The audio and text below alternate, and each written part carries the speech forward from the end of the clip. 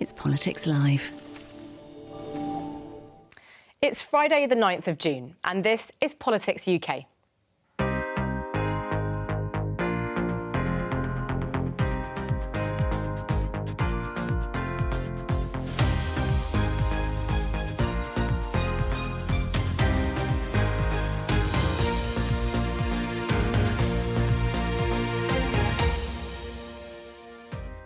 Hello and welcome to your weekly roundup of parliamentary highlights. I'll be joined by correspondents in Edinburgh and Cardiff, and here in Westminster by our parliamentary correspondent Susan Hume. On the programme this week, Rishi Sunak says his strategy to stop the small boats is starting to work. The Home Secretary gives an update to the House. Our illegal migration bill will make clear to anyone coming here illegally that they will not be able to build a life in this country.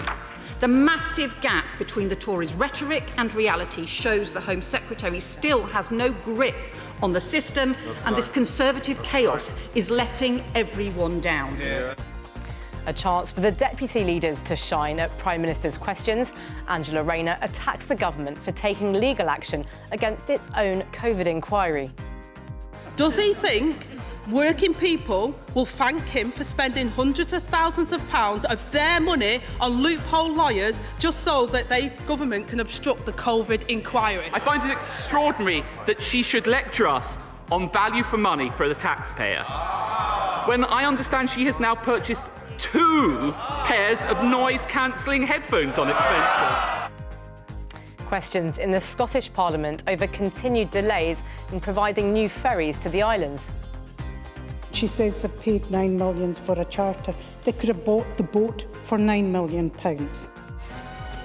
And the abrupt departure of Philip Schofield from This Morning leads to MPs questioning ITV bosses.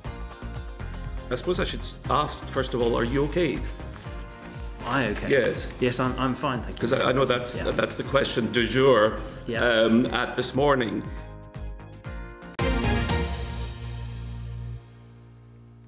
Susan, hello. Many thanks for being with us. Now, the week kicked off with a robust debate about immigration. Rishi Sunak went to meet Border Force officials in Dover. What was the basis of his claim that the government's strategy to try to stop the small boats was starting to work? Yes, we saw him in the headlines there in his life jacket and his work boots.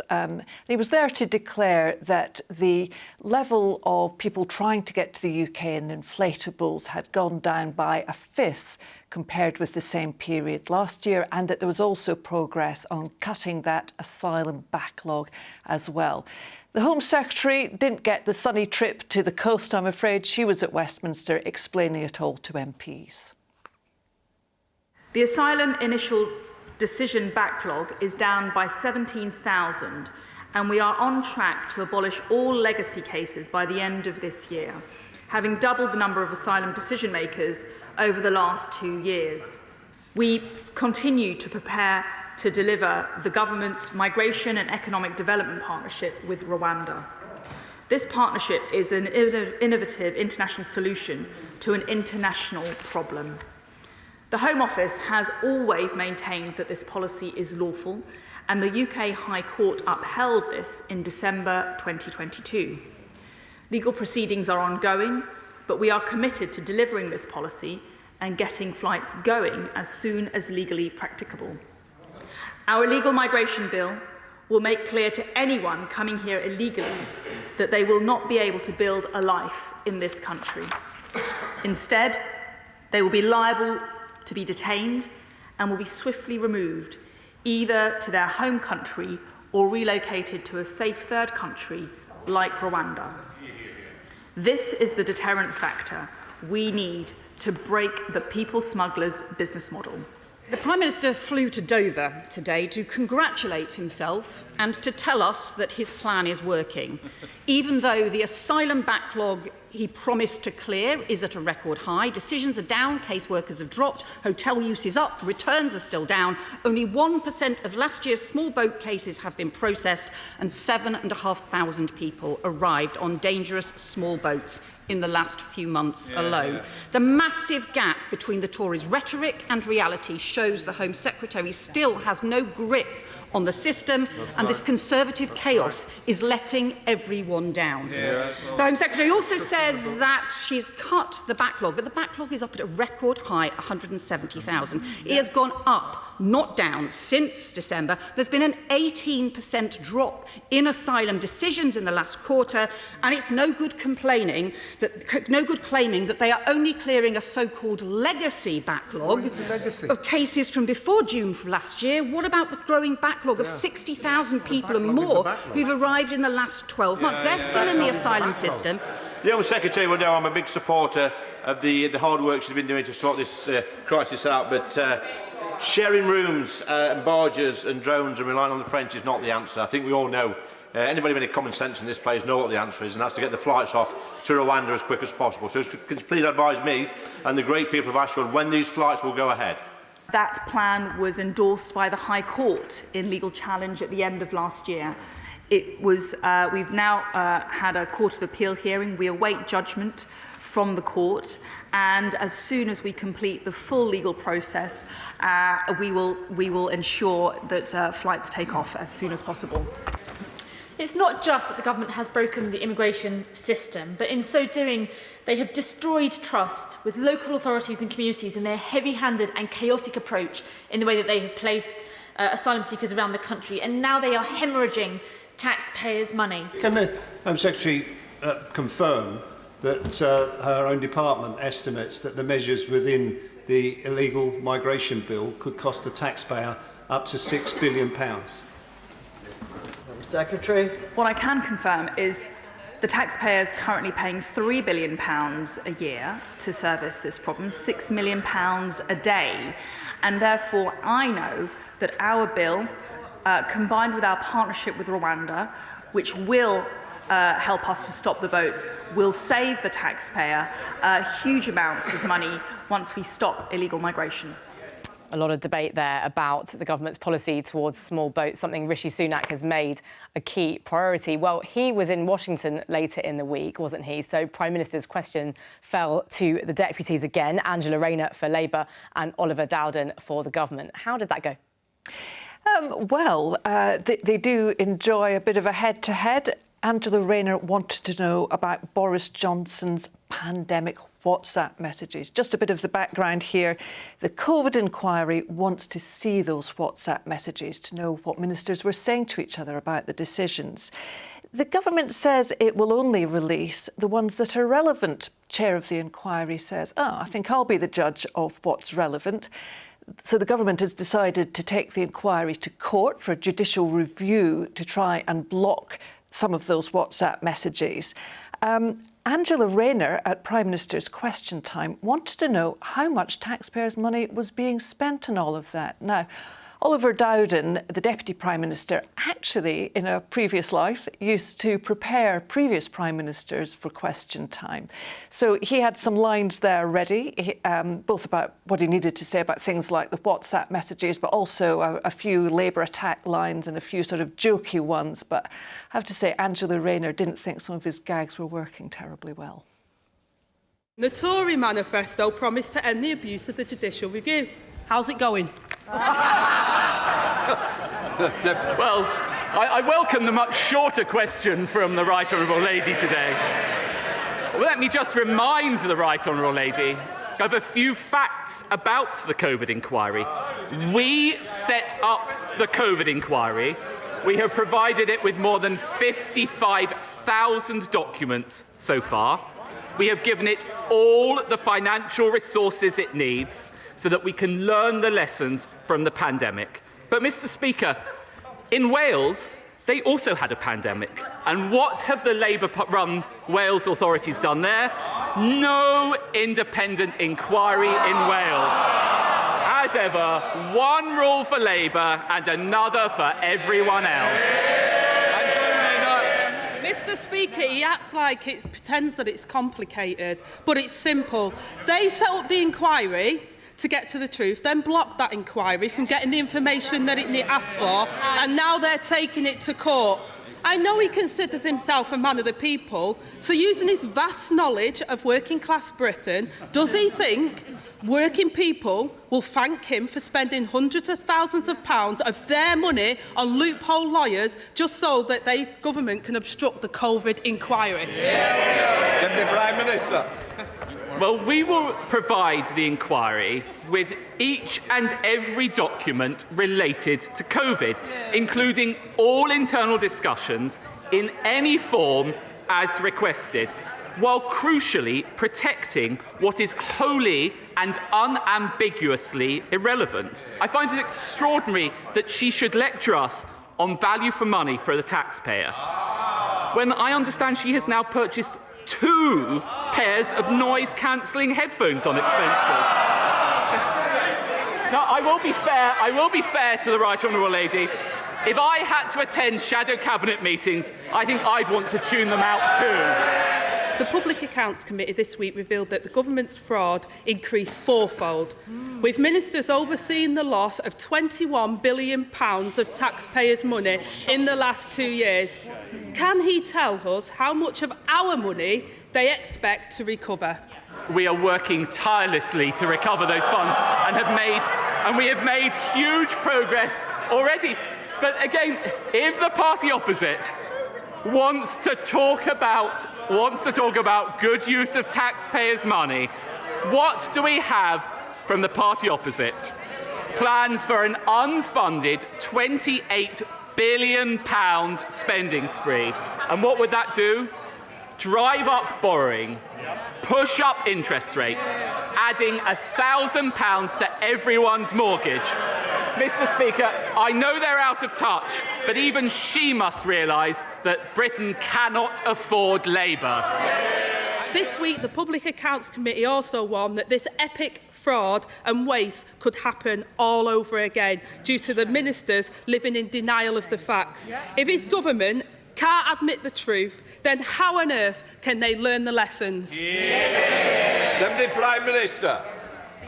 Well, I would say to the Right Honourable Lady, we're actually putting more resources in throughout this year to tackle fraud and error, and we continue to make real progress with it. But again, it's quite extraordinary from the party opposite. While we are working to drive down inflation and energy bills, what's the Right Honourable Lady doing? Receiving £10,000 from Just Stop oil backers. Oh yes! Adopting their policies, backing protesters, blocking new production, and forcing us to import more foreign oil and gas. Prime Minister's questions there with the deputies standing in. Well, Susan, one of the more memorable exchanges this week in Westminster came when the Business Secretary had to defend the government's policies on remaining EU regulations from attack by members of her own party. Why were they so angry? Well, these are some of the most passionate Brexiteers.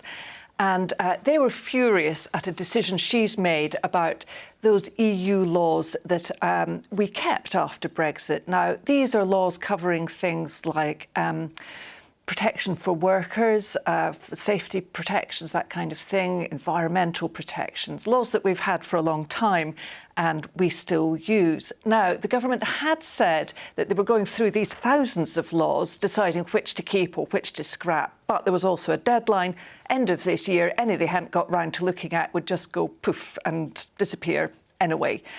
Now, a lot of organisations and businesses were not terribly happy about that. They said, well, actually, we're using these laws. Some of them are important. And also that creates some uncertainty, because if you're going to have this bonfire at the end, we won't necessarily know which ones you've torched and which ones you haven't. So we don't know what we're still having to stick to. So Kemi Badenoch, the Business Secretary, came along and said, actually, we're not going to have this deadline. We'll still work our way through these laws, but we're not going to have the deadline. That has made some of these very passionate Brexiteers furious, because they just want rid of all of this EU-era stuff altogether. And they were also pretty angry with her, because they'd been very keen for her to come along and talk to the committee about it, and she had seemed, to their eyes, a bit reluctant to do it. During the passage of the bill, the government's policy in effect changed from one where retained EU law is revoked unless specifically saved, to one where retained EU law is saved unless specifically revoked. So, Secretary of State, why did you change this approach? I looked at the intention of the bill, and what I realised was that the law of unintended consequences had reared its head. And the reason why I say that is that the purpose of the bill was to remove legislation really that we did not need.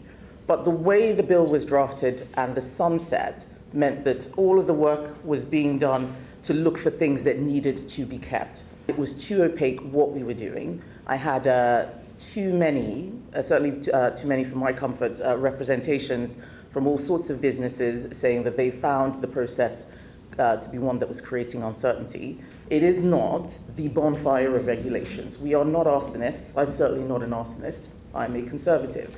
I don't think a bonfire of regulations is what we wanted. What we wanted was reform and removal of things that we did not need. Isn't it the case that a bonfire of unnecessary regulations is precisely what the Commons voted for?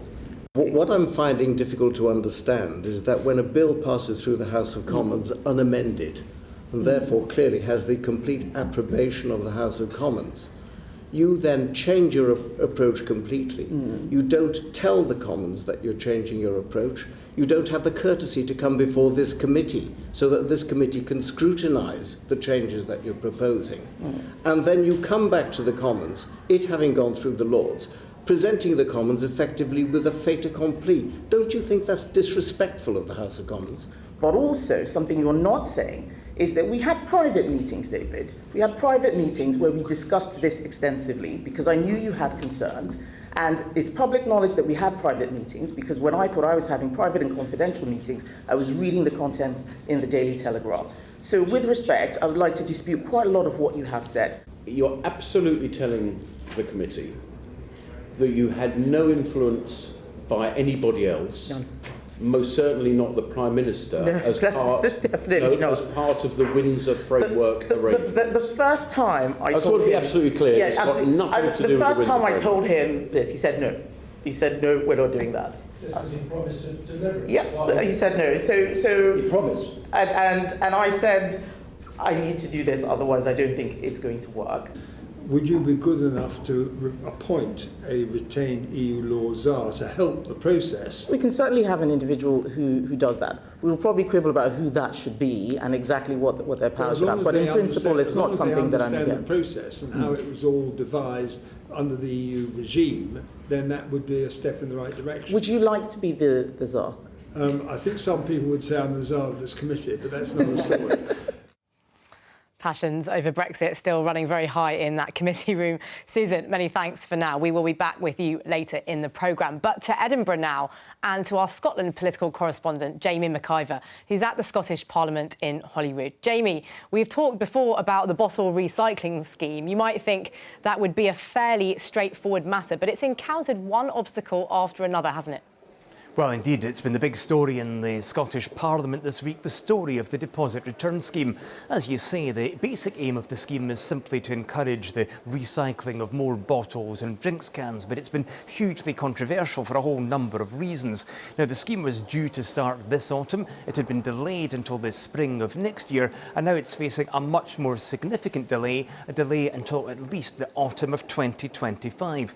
Now, the planned scheme was certainly controversial with some businesses, but in recent weeks the debate has been less about the rights and wrongs or the practicalities of the scheme and more about constitutional politics. And things came to a head at the weekend when the First Minister, Humza Yousaf, wrote to the Prime Minister, Rishi Sunak, wanting the UK government to agree by Monday of this week to allow glass bottles to be included in the scheme. The UK government had an effective veto through an act that's designed to ensure there are no barriers to trade within Britain.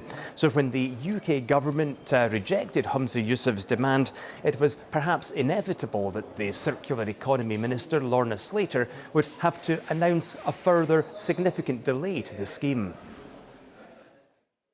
This Parliament voted for a deposit return scheme. I am committed to a deposit return scheme. Scotland will have a deposit return scheme. It will come later than it need be. It will be more limited than it should be, more limited than Parliament voted for, more limited than I want, than other devolved nations wanted, and even that the Tories at the time of the last election wanted. And these delays and dilutions lie squarely in the hands of a UK government that has sadly seemed so far more intent on sabotaging this Parliament than protecting our environment.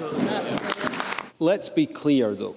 The scheme had already failed long before any intervention from the UK government. The statement today reflects the key concern of businesses, having a scheme that works across the United Kingdom. I believe we could have saved a great deal of time and energy if the SNP and Greens had listened to those businesses in the first place.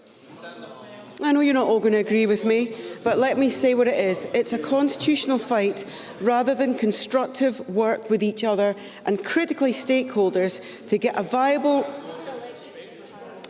viable deposit return scheme that works for the whole of Scotland. The UK government are making a mockery of devolution by trying to hollow out the powers of our Parliament, and the Scottish Tories are happy to be complicit in this.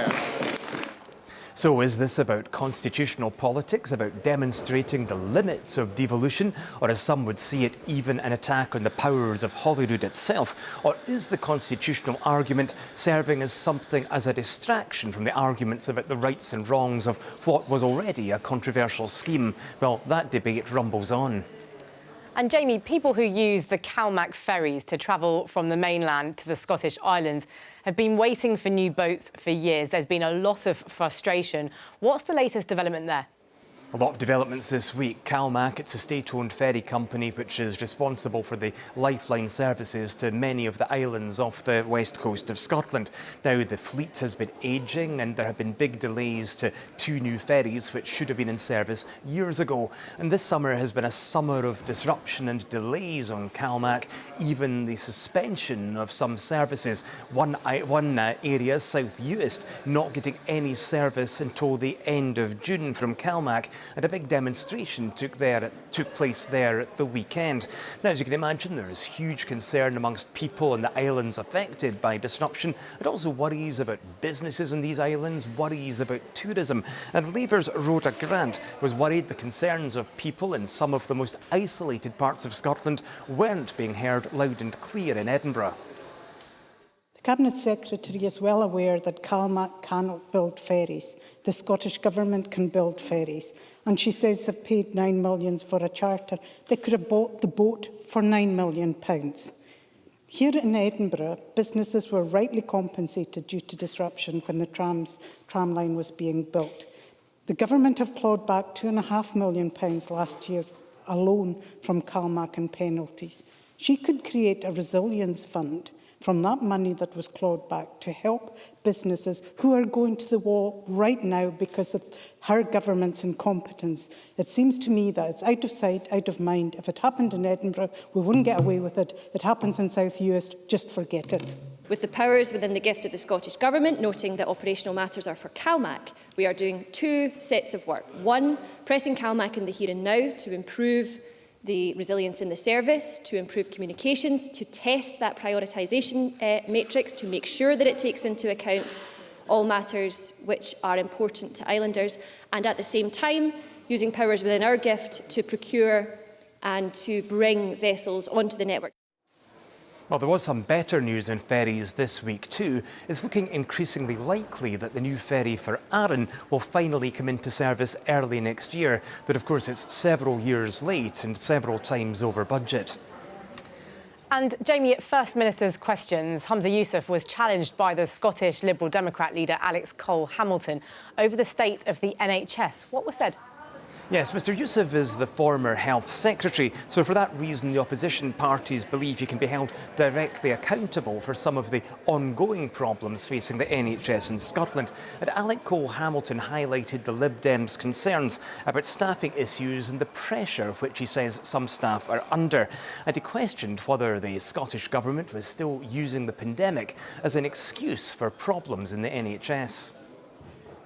Presiding officer, we learned this week just how bad the NHS staffing crisis has become. And in anticipation of his answer to the question I'm about to ask, I wonder if the First Minister realises just how angry he makes NHS workers when he blames that crisis on the pandemic. It was exploding long before anyone had heard of COVID-19. And Scottish Liberal Democrats are today publishing research which reveals that NHS workers have logged concerns about being short-staffed on more than 18,000 occasions in the past 5 years. We have a good record on staffing, not only in the numbers of staff, but of course we have the best paid staff here in Scotland compared to the rest of the UK. Now, there are, of course, challenges, and that's why in the pay deal that I negotiated when I was Cabinet Secretary for Health and Social Care, as part of that, we agreed to work with our trade unions to ensure that we have a nursing task force and indeed a midwifery task force to deal with those issues of recruitment and retention. The final thing I would say to Alex Cole-Hamilton is, of course, there was challenges pre-pandemic, but he cannot ignore the pandemic, which has been the biggest shock the NHS has faced in its nearly 75-year existence. And the Scottish Government is always keen to stress that strikes have been avoided in the NHS in Scotland.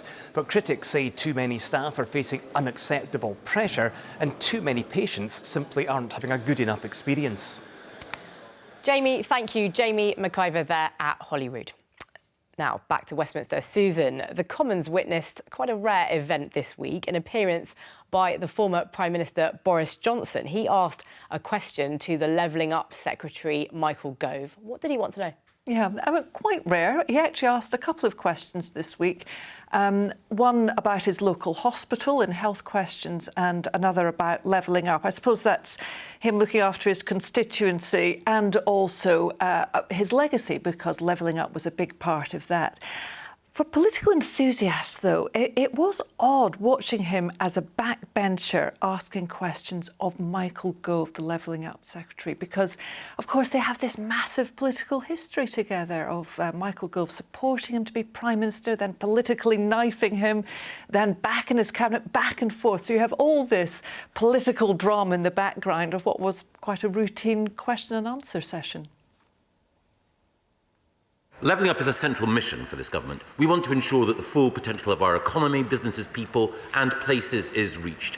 Government has allocated £9.9 billion from my own department alone since 2019 to support levelling up, in addition to the £7.5 billion committed to the 9 mayoral combined authorities in England.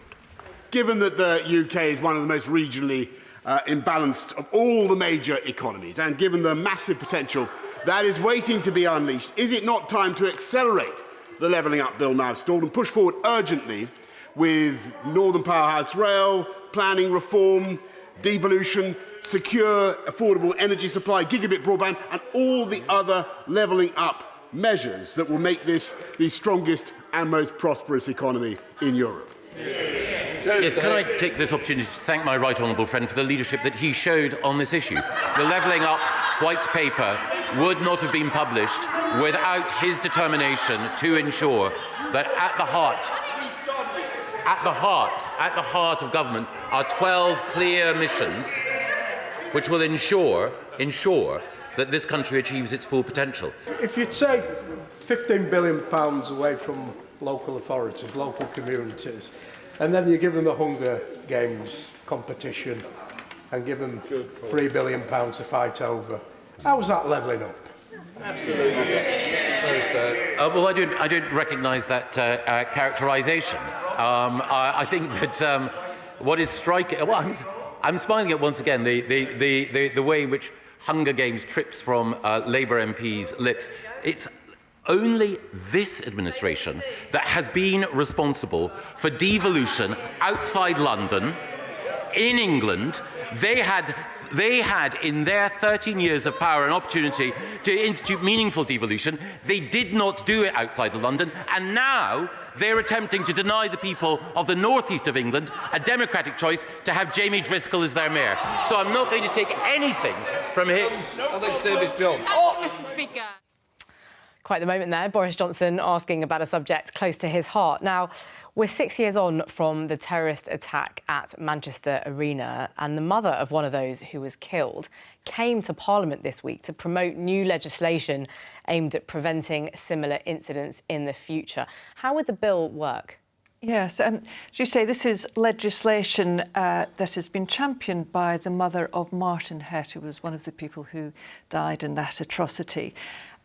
Although she's been championing it, it is likely to happen because the government is backing it as well. The idea is that venues should be better protected from a potential terrorist attack. I think that comes after the inquiry into the arena bombing, where it was felt that there were chances that maybe it could have been prevented that were missed. So this legislation would mean that venues smaller ones would have to do simple things like staff training. Bigger ones would have to do a bit more, so they would have to have a designated terrorism officer who would have to review security, maybe do more on CCTV. Martin Hett's mother was one of the people giving evidence to MPs about this. Hugely dignified, she was very businesslike, but my goodness, your heart went out to her. When you lose somebody in such a violent way, it completely destroys families. It completely, I'm a broken person. I'm not completely not functioning, but I'm different. And every single family who has been affected by terrorism in that way is a changed family. The legislation is so important to me. I always see Martin's Law as a very no-nonsense, very common sense legislation that frankly, personally speaking, should be there already. Unfortunately, terrorists have changed the way they operate. They no longer ring in advance and warn people. They just get radicalised in their bedroom and go out and kill people by any means, and it can be simple. So therefore, as the general public, we need to be kept safe. This is the most powerful tool that we will ever create. And the reason I say that is because, as Figen has just alluded to, the nature of terrorism across the world has changed from one of being, organised through a central brain to one that is delivered through self-radicalisation. Effectively, terrorists have mobilised their own society. What this law does is it mobilises our society to respond to that threat. Martin's Law is definitely, you need to be realistic about it, it's not going to stop all terrorist attacks. But actually, what it will do is we have to just completely try and minimise the opportunities these people get and send a strong message, actually, by using the law, by saying, actually, don't bother even trying here. It's a deterrent as well. It acts as a deterrent when people see measures put in place, that they'll not even go there. And it's about reducing opportunities for these bad people. Yes, there is a real risk that there would be significant physical costs involved. It will vary from business to business, but because of the enormous numbers of micro, small and mediums involved, there will be a significant number which will experience significant costs. And you've probably seen the estimate in terms of the enhanced duty is about £80,000 over 10 years. I think that's conservative. The threat does not depend upon the size of the premises. The threat depends partly on the nature of the premises, but also who's entering the premises. The murder of David Amos occurred in a Methodist hall.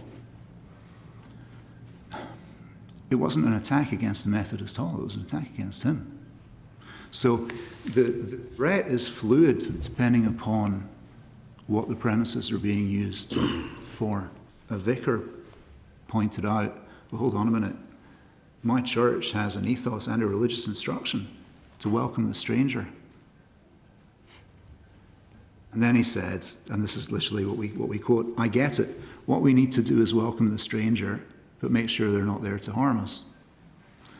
And I would add, I think the bill provides another sentence to that. And if the stranger is there to harm us, then we need to know what to do.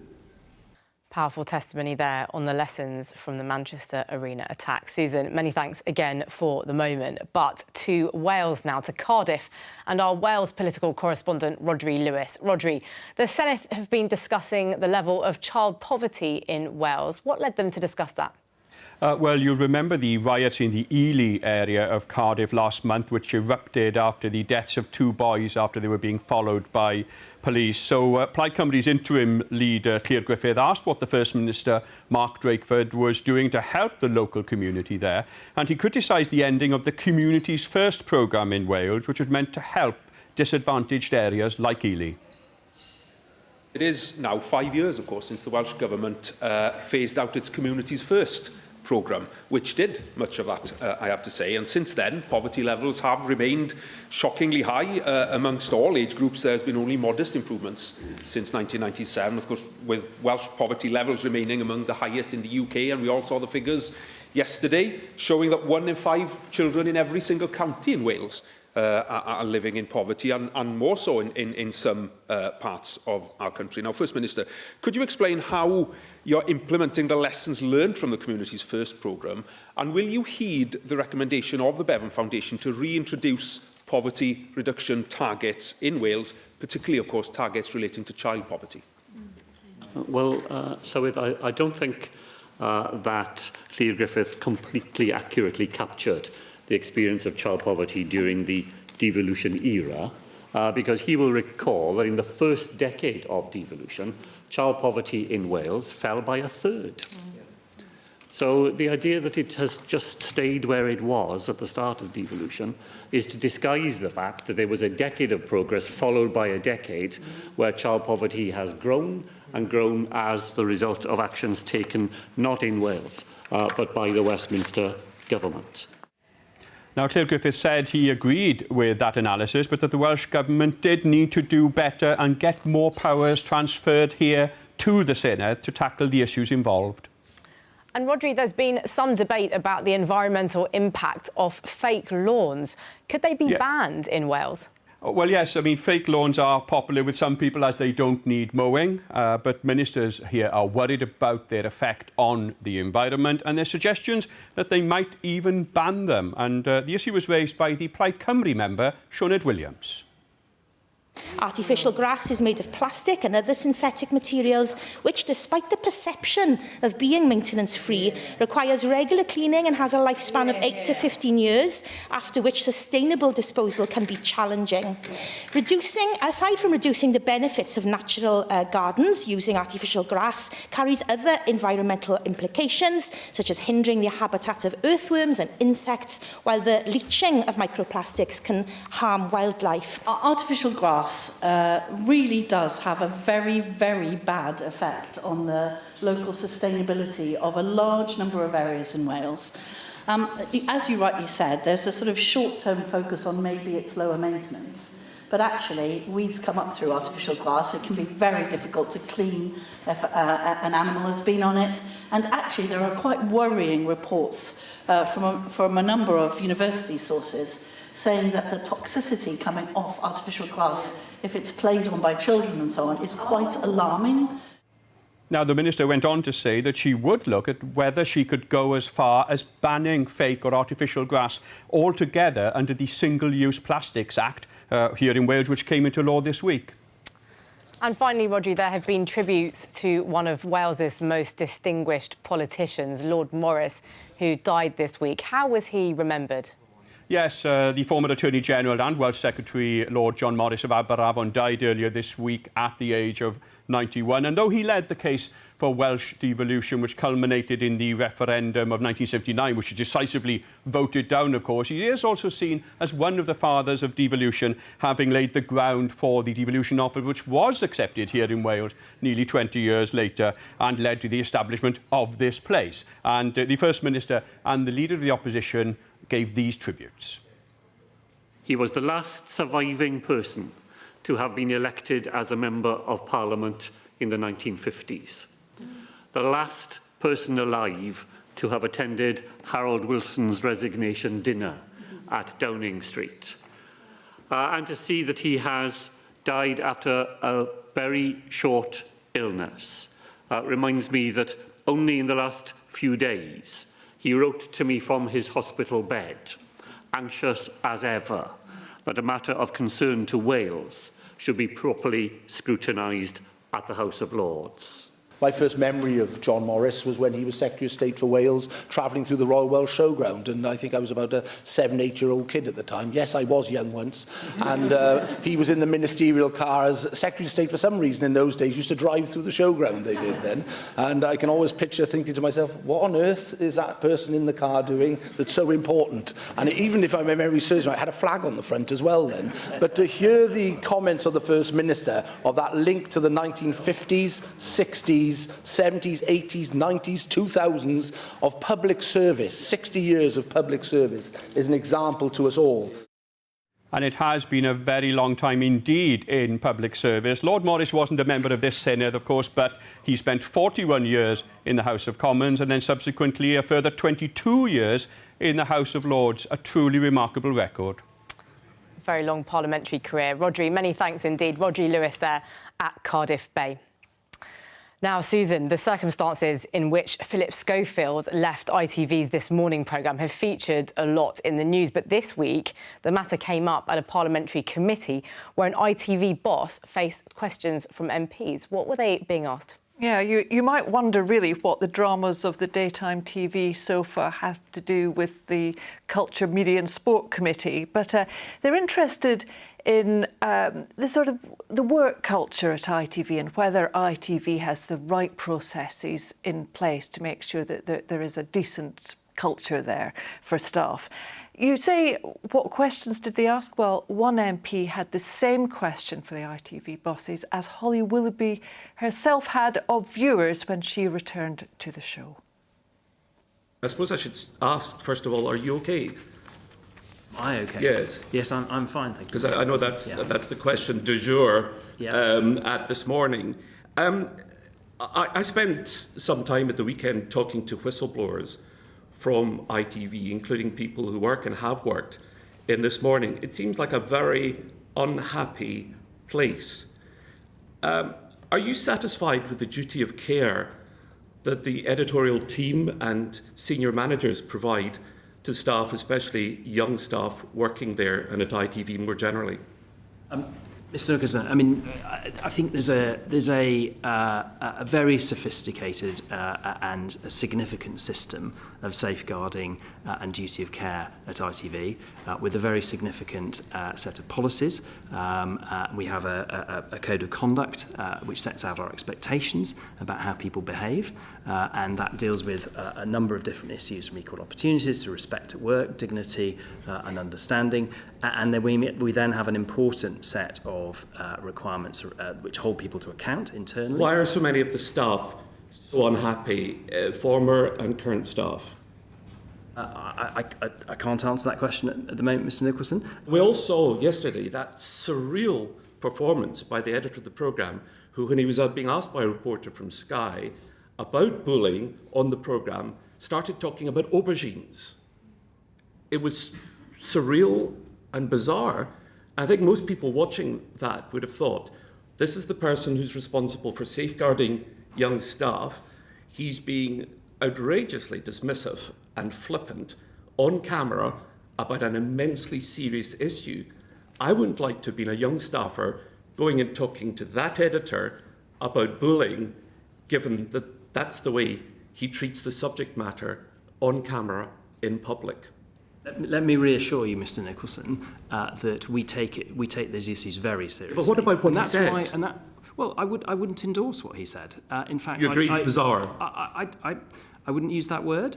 What word would you use? I'd certainly say it was extremely ill-judged to say what he did. But look, I can reassure you on behalf of ITV that we do take all of these allegations very seriously, precisely because we do have a culture in which people's conduct it matters enormously to us. Is his position secure after that? That's not a question for me, and it's not a question for now. ITV bosses there getting a grilling from MPs. Susan, many thanks indeed for being with us on the programme. That's all we have time for on Politics UK this week. Joe Coburn will be back with Politics Live on Monday at 12:15 on BBC Two and on iPlayer. But from all of us here, goodbye.